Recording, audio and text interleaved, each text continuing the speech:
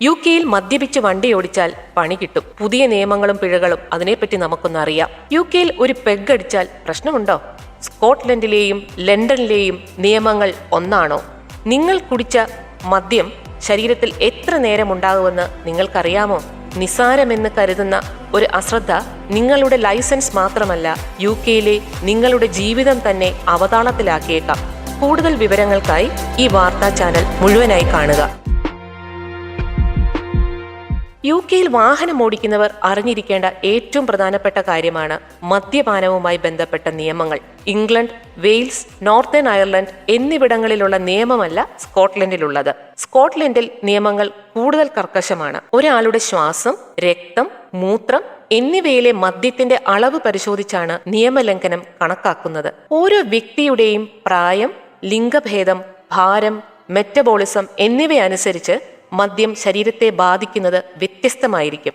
അതിനാൽ ഇത്ര പെഗ് അടിക്കാം എന്നൊരു കൃത്യമായ കണക്ക് പറയാനാകില്ല. മദ്യപിച്ച് വാഹനം ഓടിച്ച് പിടിയിലായാൽ കഠിനമായ ശിക്ഷകളാണ് നിങ്ങൾക്കായി കാത്തിരിക്കുന്നത്. വാഹനത്തിന്റെ നിയന്ത്രണം ഏറ്റെടുക്കുമ്പോൾ മദ്യപിച്ചിട്ടുണ്ടെങ്കിൽ 3 മാസം തടവ്, 2500 പൗണ്ട് വരെ പിഴ, ഒപ്പം ഡ്രൈവിംഗ് ബാനും ലഭിക്കാം. മദ്യപിച്ച് വണ്ടി ഓടിച്ചാൽ 6 മാസം തടവ്, അൺലിമിറ്റഡ് ഫൈൻ, കുറഞ്ഞത് 1 വർഷത്തേക്ക് ഡ്രൈവിംഗ് നിരോധനം. പരിശോധനയ്ക്കായി രക്തമോ ശ്വാസമോ നൽകാൻ വിസമ്മതിക്കുന്നത് 6 മാസം തടവിനും വലിയ പിഴയ്ക്കും കാരണമാകും.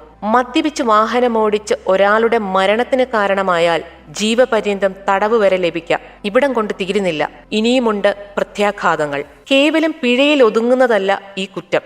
നിങ്ങളുടെ ഇൻഷുറൻസ് തുക വൻതോതിൽ വർദ്ധിക്കും. ഇത് നിങ്ങളൊരു പ്രൊഫഷണൽ ആണെങ്കിൽ നിങ്ങളുടെ പ്രൊഫഷണൽ ലൈസൻസ് സസ്പെൻഡ് ചെയ്യാൻ കാരണമാകും.